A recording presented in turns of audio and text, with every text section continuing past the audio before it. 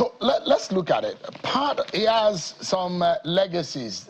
200 days in office, and you can look at several things that he did. And in the last 60 years or so, since independence, the time Murtala Mohammed spent in office is one that was regarded as one of the most decisive for any leader that has led this country.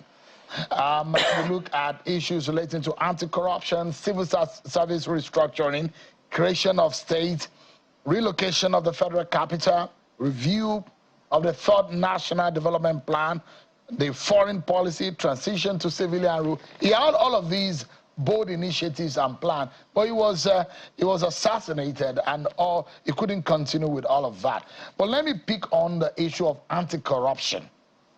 In 1975, Murtala dismissed over 10,000 public officials in a sweeping anti-corruption purge and enacted the Corrupt Practices Decree number 38. 50 years later, Nigeria ranks for 145th out of 180 on Transparency International's 2024 Corruption Perceptions Index. What lessons from his style do you think we could learn a glimpse on anti-corruption work and can still work in today's Nigeria? I think what's failed and what in do this you country think has failed? Upbringing. The truth is, many people that you have in public office today were simply not well brought up. You know, when I was in King's College in Form 1 and Form 2, we had a class called Civics. And Civics was taught by the principal of King's College himself, RSG Agibukema. So from a very young age, you taught certain values. You taught the importance of honesty and integrity. You taught the importance of human rights. You know it's important to leave a good name. You know that when you go into public office, it's an opportunity to serve. You don't go into public office in order to make money. Now, many of the people that have assumed office since then simply did not have that upbringing. They did not have that training. And many people go into government for the wrong reasons. You do not go into government to make money. If you want to make money, you become a businessman. Aliko Dangote is the richest man in Africa. He has never been a commissioner or a governor or a minister. So I think the entire value system of the country has been eroded. We have been ruled by people who have no values, people who come from, they have no names behind them, and they have no desire to leave a name after them. These are people who define themselves by what they own, how many houses they have, how many private jets they have, how many billions they have in bank accounts, and they think that is something.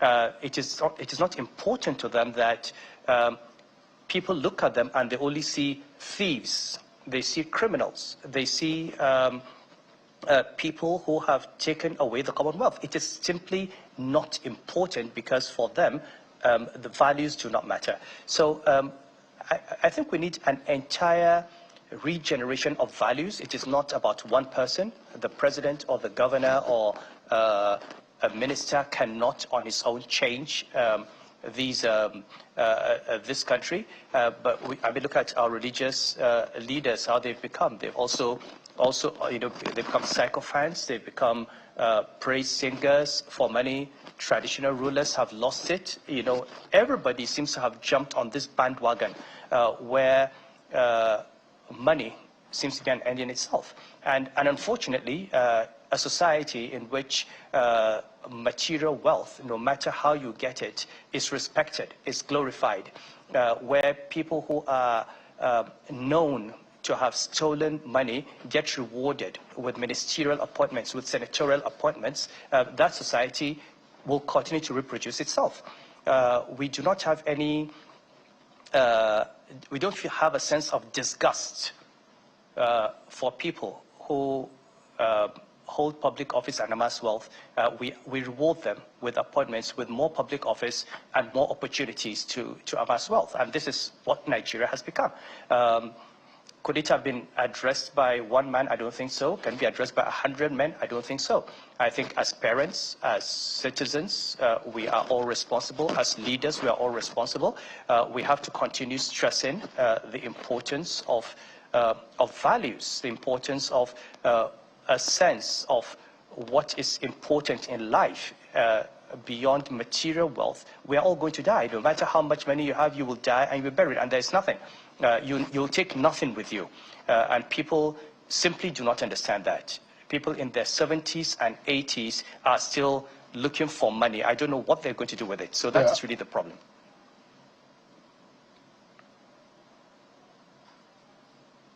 So you look at it, there are ways that other countries of the world, like China, and perhaps I'm personally not suggesting whether or not Nigeria should go in the way of China in fighting corruption. But you have been in public life for a long time. You've been in private sector. You know that civil service is a major problem when it comes to aiding and abetting corruption in this country. There are those who say you can't steal money in government without the help of the civil servants. From your own experience, how best do you think we can tackle corruption head on, such that anyone who passes through the corridors of power or in civil service on public life will be scared to touch government money? I think our civil service the common patrimony of this country. Always given the rough end of the stick. At the end of the day, when you have so emasculated the civil service and placed the civil service under political control, politicians destroy the civil service. My father was a federal permanent secretary. At the time he was permanent secretary, the permanent secretaries were more powerful than the ministers. They were the chief accounting officers, and they had complete independence. Okay, so I'll give an example, even with General Murtala Mohammed. You know, people talk about 10,000 civil servants being purged. Do you know that not a single civil servant in the Ministry of External Affairs was removed? And simply because when my father was told to bring a list of people who were to go, he said he had nobody. And they gave him a list of people, and he checked their files. They had done nothing wrong. He said, under the civil service rules, I cannot retire them, and I cannot tell them to go. And at one time when he was called and said, look, every ministry has brought names of people who were to go.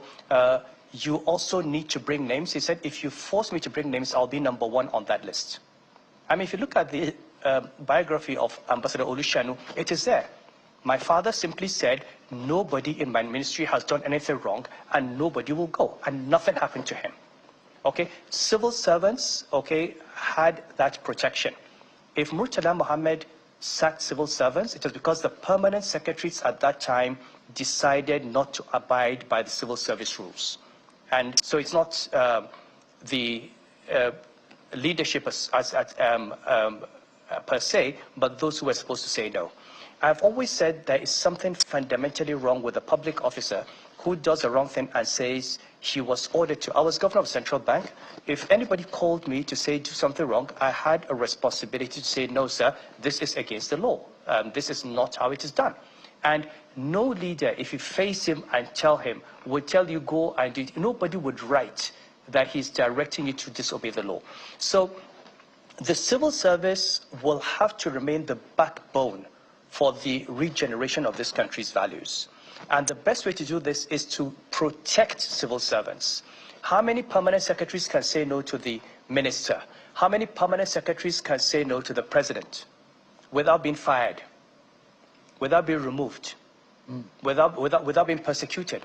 And therefore, people have come to believe that the only way they can keep their jobs is to watch. So if the political leadership sends a signal, and I've seen this, even at the central bank, I had staff, okay, the most wonderful, most intelligent staff in the country, as far as I'm concerned. Now, if you set a direction, they will do exactly what you want them to do, because they're not going to risk their jobs and their careers, okay, standing on principle when they know that they are not going to be protected by the system.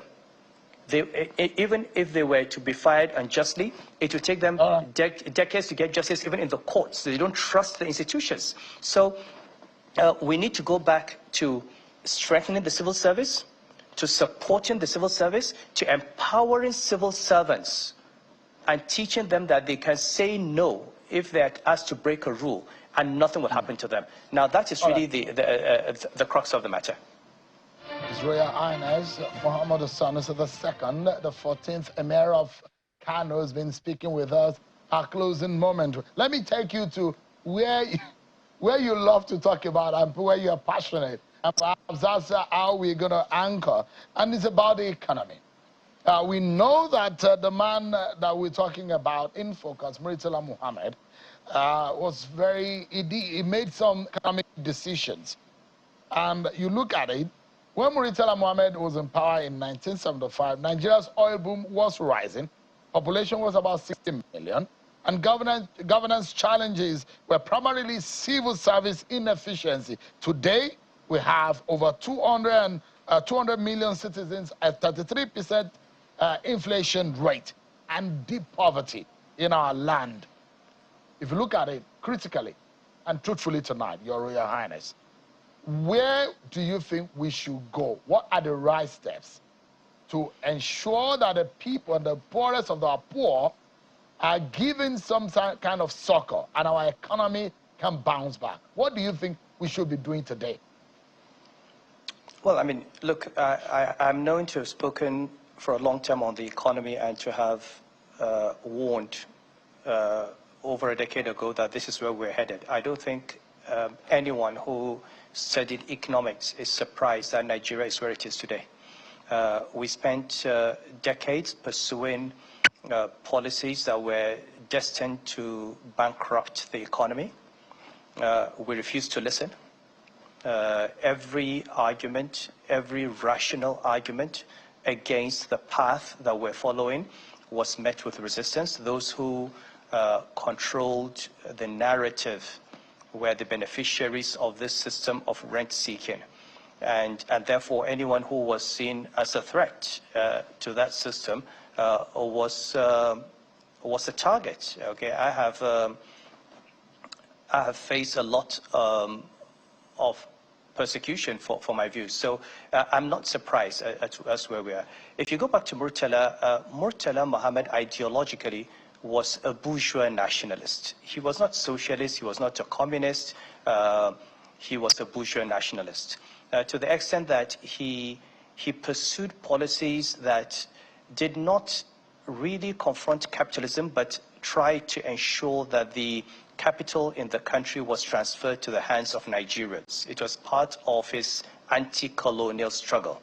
So when you look at the indigenization decrees, when you look at opening up the economy to Nigerians, the idea was to create a Nigerian capitalist class that would take over from imperialism. And I think this was his major ideological shift from a neo-colonial system to a bourgeois nationalist system. Yes, Sean. We're totally out of time, but it's a pleasure, a very great one, speaking with you and reminiscing on the memories and the times and legacies of Murtala Muhammad, a man that you had a personal relationship with. Thank you so much indeed, Your Highness Muhammad Sanusi II, the 14th Emir of Kano. Thank you so much indeed for your time. Thank you, Sean. Thank you very much.